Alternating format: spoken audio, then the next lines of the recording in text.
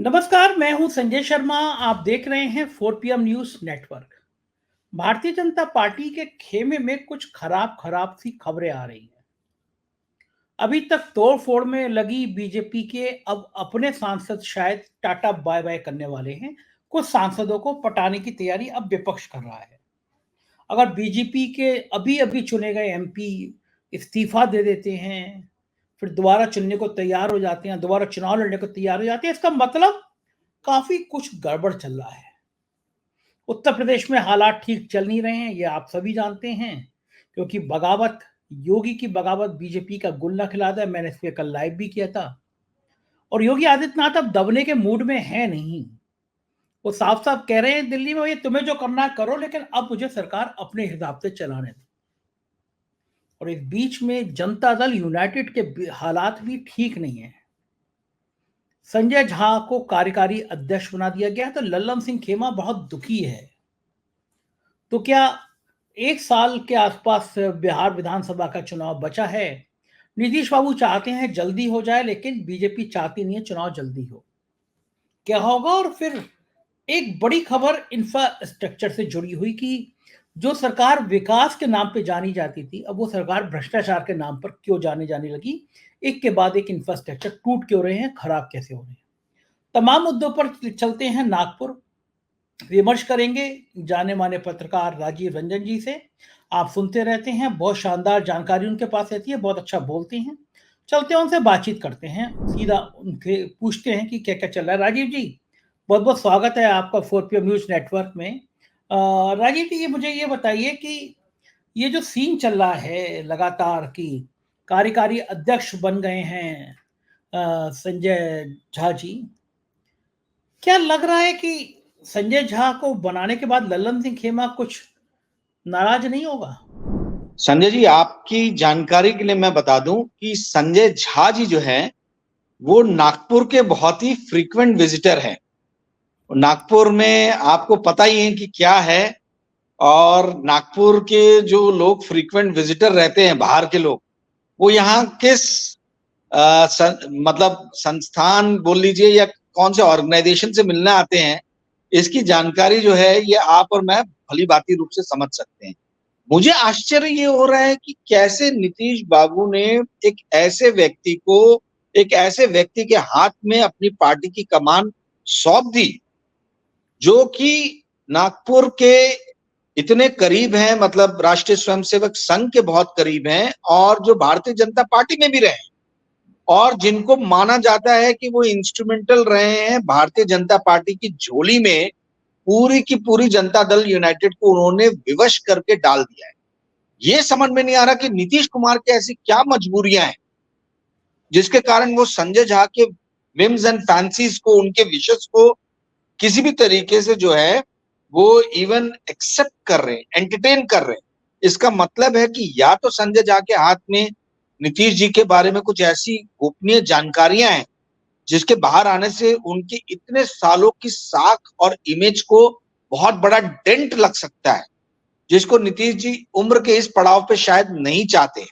ठीक है, या फिर भगवान जाने क्या मजबूरियां उनको शायद मेंटली इस चीज के लिए समझा लिया गया है कि भाई बिना भारतीय जनता पार्टी के समर्थन के जनता दल यूनाइटेड को सीट्स अच्छी नहीं मिले। तो आपका राजनीतिक, यदि आप किसी भी तरीके से चाहते हैं कि आप राजनीतिक रूप से खड़े रहें, तो भाजपा के साथ आपको हाथ मिलाना ही है।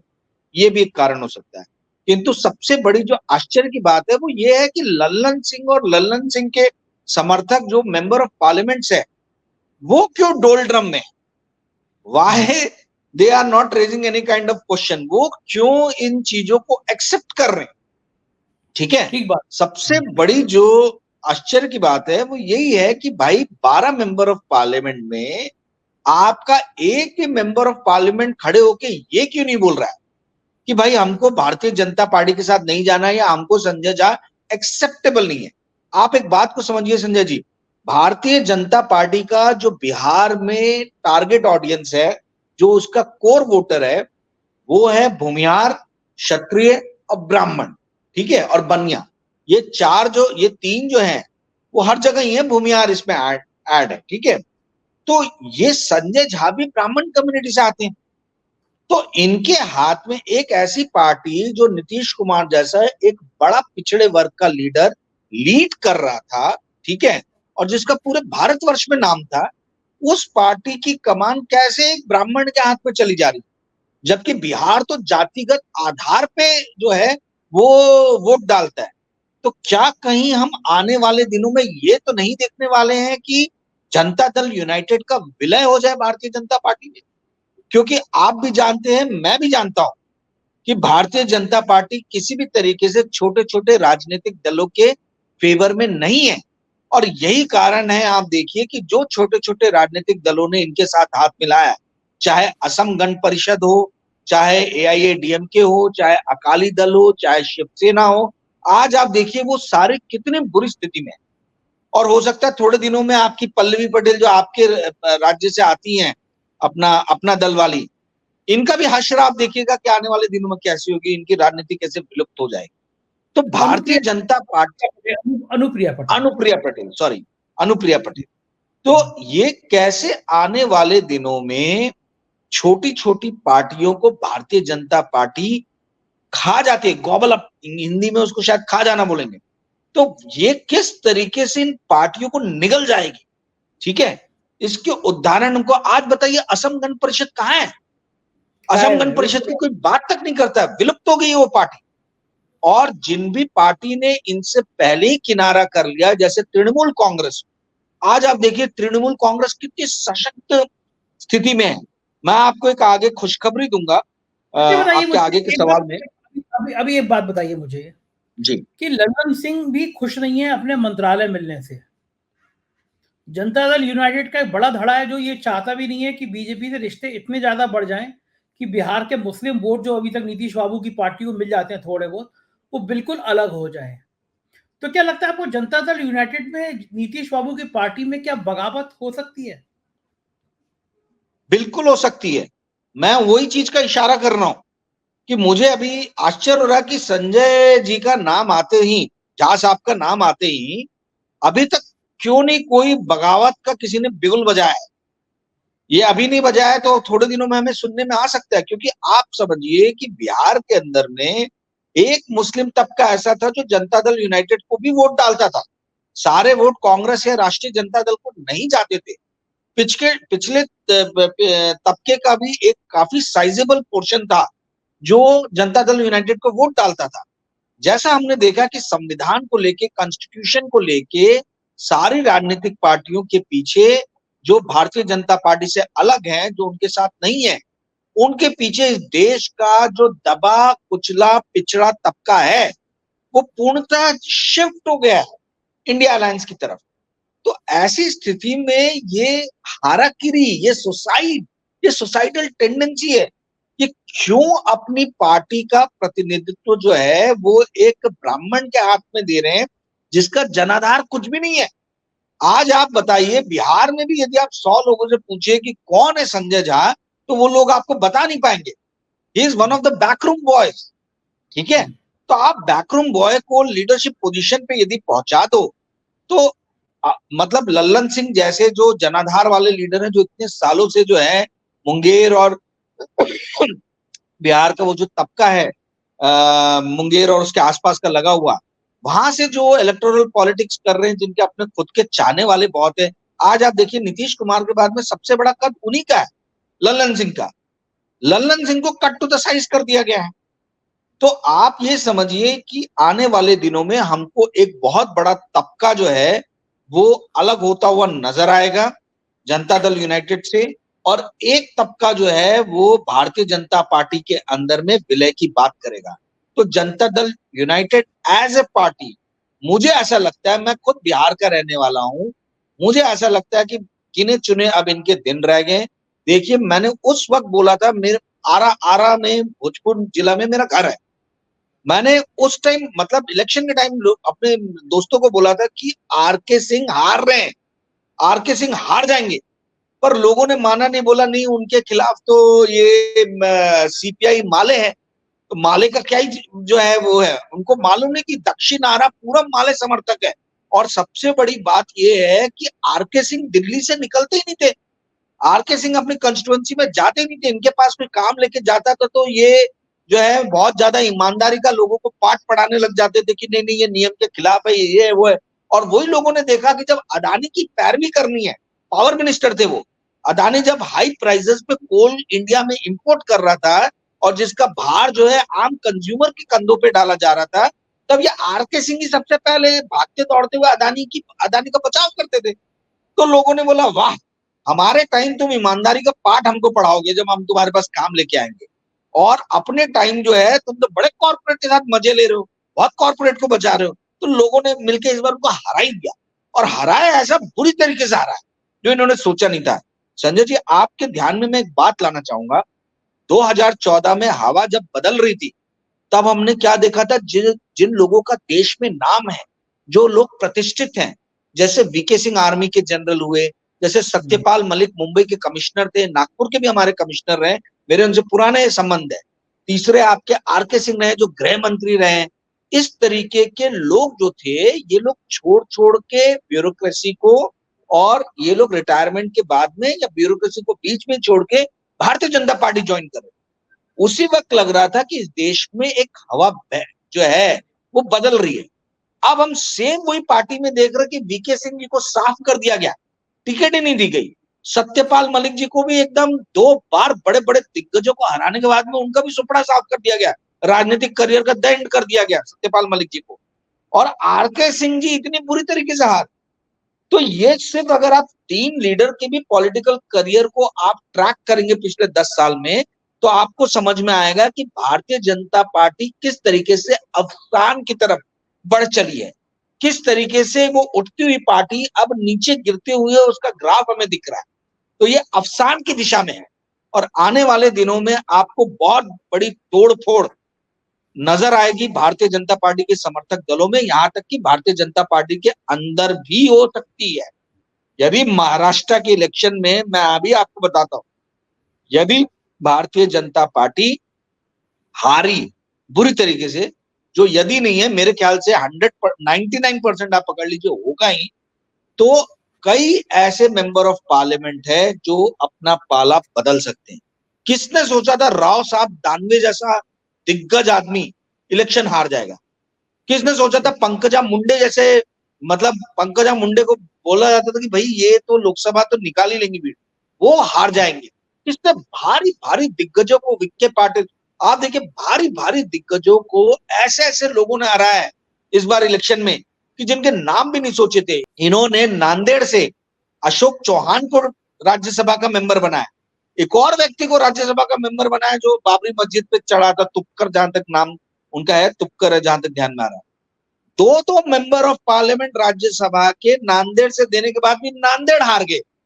तो आप समझिए महाराष्ट्र के अंदर में क्या हाल है। गडकरी साहब जो 2.5 लाख 3 लाख वोटों से जीतते थे, 20 दिन पहले हमारे विकास भाऊ ठाकरे का नाम अनाउंस किया गया, ना पैसे ना तैयारी ना कुछ, 20 दिन के अंदर में उस आदमी ने नाको चने चबा दिए गडकरी साहब को। उनको मतलब 2 हफ्ते सीरियस कैंपेनिंग करना पड़ा नागपुर के अंदर। तो आने वाले दिनों में मेरा कहने का अर्थ ये है कि जैसे जैसे असेंबली में इलेक्शन होंगे, महाराष्ट्र हो गया, हरियाणा हो गया, और बाकी जो स्टेट्स है, बिहार हो गया, है ना, झारखंड हो गया, जैसे जैसे भारतीय जनता पार्टी यहाँ पे हारेगी, हमको नजर आएगा कि बहुत सारे यहाँ के दिग्गज leader, sitting of member of parliament भी पाला अपना बदल सकते हैं। जी संजय जी, बिल्कुल ठीक कह रहे हैं कि स्थिति खतरनाक हो सकती है। बीच में बंगाल से खबर आ रही है जो बीजेपी को अच्छी नहीं लगेगी। क्या बंगाल के भी कुछ भाजपा सांसद का दिल अब विपक्ष की तरफ करने लगा है? कितनी शॉकिंग खबर है, आप सोचिए। बीजेपी के अगर देखिए कुछ ये न्यूज मैं आपके इस पे ब्रेक कर रहा हूं, ये कहीं न्यूज नहीं है। बंगाल के अंदर में सौमित्रो खान करके एक मेंबर ऑफ पार्लियामेंट है जो तृणमूल कांग्रेस से काफी, मतलब उनकी आगे की बातचीत हो गई है। उसके अलावा 3 और मेंबर ऑफ पार्लियामेंट हैं जो तृणमूल कांग्रेस से संपर्क में हैं, और 2 का कहा जा रहा है कि वो किसी भी वक्त आ सकते हैं, यानी 3 2 5 और एक Soumitro Khan 6, 12 member of parliament चुने गए हैं बंगाल से भारतीय जनता पार्टी के। इसमें से आधे जो है वो तृणमूल कांग्रेस में घुसने के फिराक में है, बातचीत चल रही है। ममता बनर्जी वो शेरनी है वो शेरनी है जो आपके हलक में हाथ डाल के निवाला निकाल ले। भारतीय जनता पार्टी जो सभी पार्टियों को तोड़ती है, उस पार्टी को तोड़ने की यदि किसी के अंदर में सामर्थ्य है तो ममता बनर्जी के अंदर में, और वो आप देखिए आने वाले दिनों में आपको नजर आएगा। खुद 5 से 6 member of parliament Trinamool Congress से संपर्क में है, बातें काफी आगे चल रही हैं, और जहां तक मेरा अंदाजा है ये हो सकता है कि अक्टूबर में महाराष्ट्र और हरियाणा के इलेक्शन खत्म होने के बाद में बंगाल के अंदर में आपको बहुत बड़ी तोड़फोड़ नजर आएगी। पर इस बार तोड़ने वाली पार्टी जो है वो भारतीय जनता पार्टी नहीं रहेगी। इस बार तोड़ने वाली पार्टी जो है ये इंडिया अलायंस की पार्टियां रहेंगी। जो पिछले एपिसोड में मैंने कहा था कि अब समय आ गया है कि राजनीति में भी कूटनीति इंडिया अलायंस को लाना हो। सिर्फ स्वच्छता की, शुचिता की राजनीति करने से सत्ता प्राप्त नहीं होगी। सत्ता यदि आपको प्राप्त करना है तो राजनीति के अंदर कूटनीति ला के तोड़ो और फोड़ो की राजनीति जो भारतीय जनता पार्टी करती है, इनको इन्हीं का स्वाद देने की जरूरत है। और इस पे भली कांग्रेस अमल नहीं कर रही है, पर जो क्षेत्रीय पार्टियां हैं उन्होंने अमल करना शुरू कर दिया। और आपको ये भी बता दूं कि 3 मेंबर ऑफ पार्लियामेंट शिंदे साहब के, ऐसी मेरी जानकारी है, खुफिया स्रोतों ने बताया, जो उद्धव ठाकरे जी के संपर्क में है। सिर्फ आप ये संजय जी समझिए कि महाराष्ट्र और हरियाणा का इलेक्शन खत्म होने के, महाराष्ट्र में यदि आज की डेट में मदर ऑफ ऑल बैटल्स होने वाला महाराष्ट्र का इलेक्शन, यदि महाराष्ट्र के इलेक्शन में कांग्रेस, शरद पवार जी की एनसीपी और शिवसेना जी की उद्धव ठाकरे जी की शिवसेना, इन्होंने मिलके और इनके कार्यकर्ताओं ने करो या मरो वाली स्थिति को समझते हुए इलेक्शन लड़ा, तो आप ये समझिए 288 में से 200 या उससे अधिक सीट जो है ये जीत सकती है। This is writing on the wall, ये हमको नजर आ रहा है, ये हो सकता है। और जिस दिन महाराष्ट्र का इलेक्शन पलटा, मैं आज आपको बता रहा हूं, बंगाल में भी आपको भारतीय जनता पार्टी टूटती हुई नजर आएगी, महाराष्ट्र में भी आपको टूटती हुई नजर आएगी। ये 2 जगहों से भी यदि लोग, और बिहार में भी टूटती हुई नजर आएगी। आप एक बात को समझिए, थोड़ा सा बस धक्का देने की जरूरत है। कांग्रेस को यह समझने की जरूरत है कि महाराष्ट्र में आने वाला अक्टूबर का जो इलेक्शन है, it is mother of all battle. ये पूरी जो है ये रूपरेखा जो है आगे की राजनीति को चेंज कर देगा। तो इनको पूरा दम लगा के जो है हरियाणा, महाराष्ट्र और झारखंड में इलेक्शन लड़ना है। दिल्ली में तो फिर फरवरी में आई, होपफुली वहां जो स्थिति है आम आदमी पार्टी वही जीतेगी। बट लेट अस सी, वहां भारतीय जनता पार्टी का कोई बहुत ज्यादा इम्पैक्ट तो है नहीं, मतलब लोकसभा में है but not in Vidhan Sabha. But ये 3 जो मैं आपको बता रहा हूं, ये तीनों जगह पे, बिहार में लल्लन सिंह, महाराष्ट्र में शिंदे गुट, इनफैक्ट जो शरद पवार जी के अजीत पवार जी के गुट के एक मेंबर ऑफ पार्लियामेंट है सुनील तटकरे, वो एकदम परम भक्त है शरद पवार जी की। शरद पवार जी ने ऐसा सुनने में आया कि उन्होंने खुद कहा कि अभी आप रुकिए, हम आपको बताएंगे। तो ये इलेक्शन का वेट कर रहे हैं, इलेक्शन के रिजल्ट का। एक बार इलेक्शन खत्म हो जाता है तो अजीत पवार भी आपको दिखेंगे, शिंदे के भी कुछ मेंबर ऑफ पार्लियामेंट दिखेंगे, जनता दल यूनाइटेड के भी कुछ मेंबर ऑफ पार्लियामेंट दिखेंगे, और भारत की शेरनी ममता बनर्जी वो ऐसा तोड़ फोड़ का एग्जाम्पल सेट करेगी कि ये देश के अंदर में एक उदाहरण बन जाएगा। देखिए, ममता बनर्जी एकमेव ऐसी लीडर है संजय जी, जो जिसने अपने दम पे, लेडी पॉलिटिशियन, जिसने अपने दम पे अपने करियर को बनाया। ना वो किसी की बेटी रही है, ना किसी की बहू रही है, ना किसी की बहन रही है, ना किसी की बीवी रही है, ना किसी की गर्लफ्रेंड रही है। वो लेडी ने अपने दम पे तृणमूल कांग्रेस को खड़ा किया और उसके शरीर की एक एक हड्डियां कम्युनिस्ट पार्टी ने तोड़ दी थी। कोई सोच नहीं सकता था कि बंगाल से कम्युनिस्ट पार्टियों का सफाया कर देगी। बड़े से बड़े कम्युनिस्ट लीडर भी आज ममता बनर्जी के चरणों में आके गिरा है।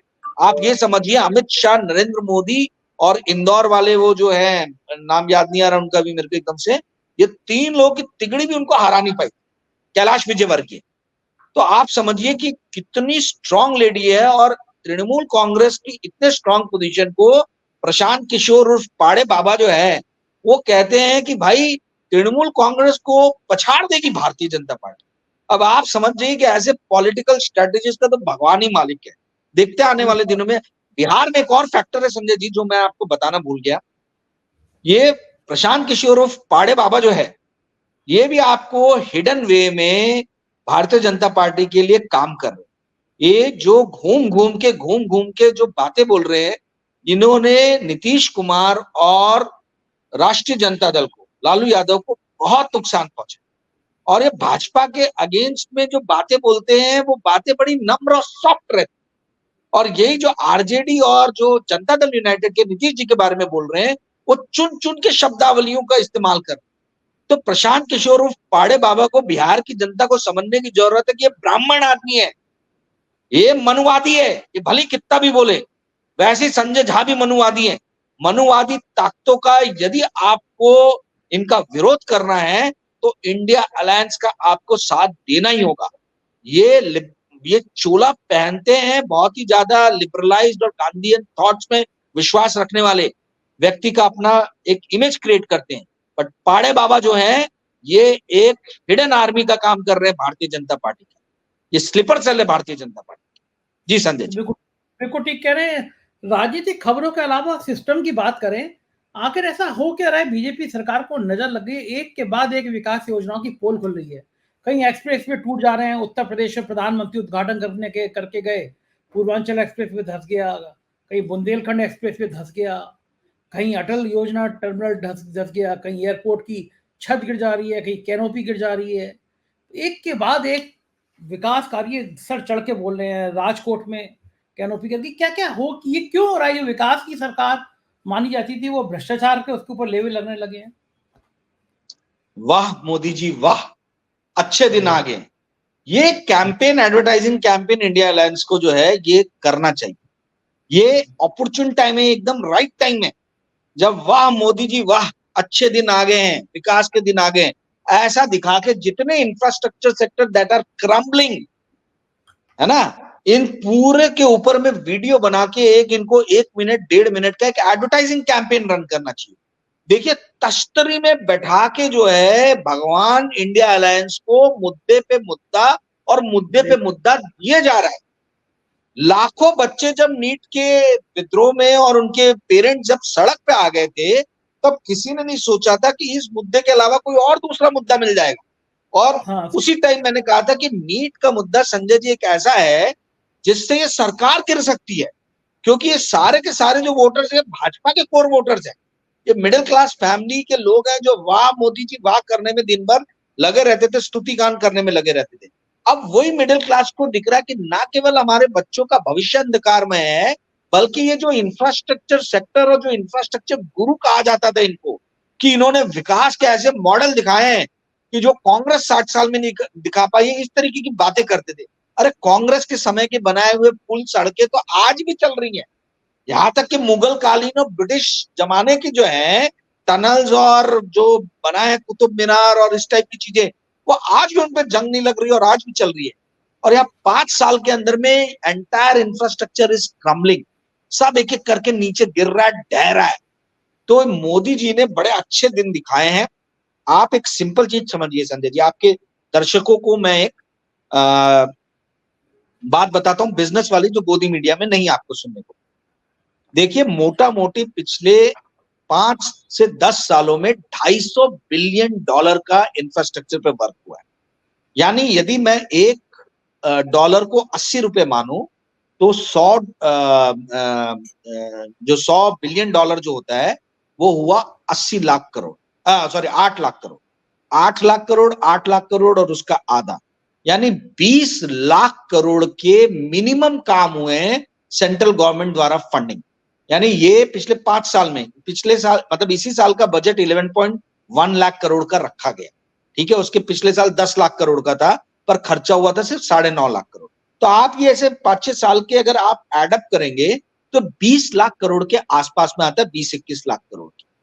संजय जी सामान्य जो बिजनेसमैन, कॉन्ट्रैक्टर, इन लोग से आप बात करेंगे तो ये बताते हैं हमारा प्रॉफिट मार्जिन जो है वो 10 से 15% के आसपास होता है। कई प्रोजेक्ट जो टाइम ओवररन हो जाता है वो सिंगल डिजिट में भी चला जाता है। तो यदि मैं कैलकुलेशन के लिए 10% भी पकड़ू तो 20 लाख करोड़ का 10% होता है 2 लाख करोड़। इनके नेट प्रॉफिट का 20% इनको कमीशन बांटना पड़ता। बाबू साबू ताबू पॉलिटिशियन ये वो, मतलब करप्शन जैसा पहले था वैसा ही सिस्टमैटिक करप्शन है और ये सदियों से चला। तो आप 20 लाख करोड़ का 10% जो नेट प्रॉफिट होता है यानी 2 लाख करोड़ का आप 20% पकड़ लीजिए, जो आता है आपका 40,000 करोड़।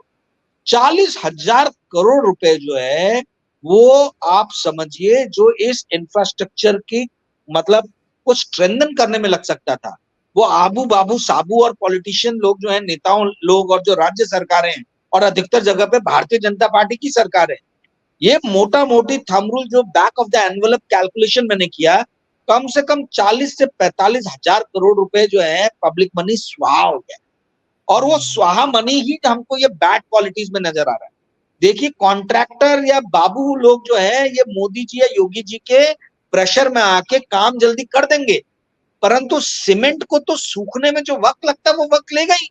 सीमेंट को जितना पानी पीना है वो तो उतना पानी पिएगा ही। वो मोदी जी के डर से 6 दिन के बदले 2 दिन में तो नहीं पानी पी के रह लेगा। तो आपको पानी पटाना पड़ता है, सीमेंट को कंक्रीट बनाना पड़ता है, लोगों को उस तरीके से लगाना पड़ता है, डिजाइन ठीक से होना चाहिए। ये सारी चीजें हड़बड़ी में टाइम लिमिट के अंदर में खत्म करने में और भ्रष्टाचार में इन सभी ने सत्यानाश कर दिया भारत के इंफ्रास्ट्रक्चर का। और 20 से 22 लाख करोड़ इंफ्रास्ट्रक्चर पे खर्चा करने के बाद भी हमको दिख रहा है कहीं मीनारें गिर रही हैं, कहीं छत गिर रहा है, कहीं पुल गिर रहा है, कहीं सड़क में गड्ढे पड़ रहे हैं। इसका कारण ही है कि जो विकास पुरुष अपने आप को विकास पुरुष बोलते थे, वो विकास पुरुष के बदले गुजरात के बड़े बड़े कॉन्ट्रैक्टर्स और गुजराती लोगों को इन्होंने सारे इंफ्रास्ट्रक्चर दे दिए। आप समझिए एग्जाम तक कराने का वो एजुटेस्ट जो आर्या जो भाग गया अमेरिका में, अब आप बताइए उसमें उसका कोई बैकग्राउंड नहीं, कुछ नहीं, उठा के गुजराती को आपने दे दिया। कि जितने भी पुल गिर रहे हैं सबके डिजाइन में आपको गुजराती नजर आएंगे, गुजराती कंपनी से। तो भाई आप किस तरीके से राष्ट्र को चला रहे हो? ये कैसे राष्ट्र का आलिंगन कर रहे हो आप? कैसे राष्ट्र को आप लेके अपने भाव में आगे बढ़ रहे हो? आप तो सिर्फ एक तबके और एक राज्य के लोगों के भलाई को देखते हुए सोचते हुए पूरे राष्ट्र को गर्त में गड्ढे में डाल रहे हो। और इसी का जो खामियाजा जो है, भुगतान जो है आपको मेरे को हमारे जैसे लोगों को करना पड़ रहा है। तो ठीक है, ले लीजिए, अच्छे दिन देख लीजिए। अच्छे दिन देखने वाले लोग अब ये भी दिन देख लें। जूते चप्पल तो इनके काफिले पे चलने ही लगे हैं, आगे आगे देखिए होता है क्या। जी संजय, बहुत शुक्रिया राजीव जी, इतनी बढ़िया बातचीत करने के लिए। आभार आपको ये सब जानकारी देने के लिए, थैंक यू। ये थे राजीव रंजन जी और हम लोग बात कर रहे थे देश की राजनीति के, देश के विकास की बात। मुझको यकीन है ये चर्चा आपको पसंद आई होगी। चैनल को ज्वाइन कीजिएगा, अपनी राय बताइएगा और चैनल को सब्सक्राइब करना ना भूलिएगा। शुक्रिया, थैंक यू।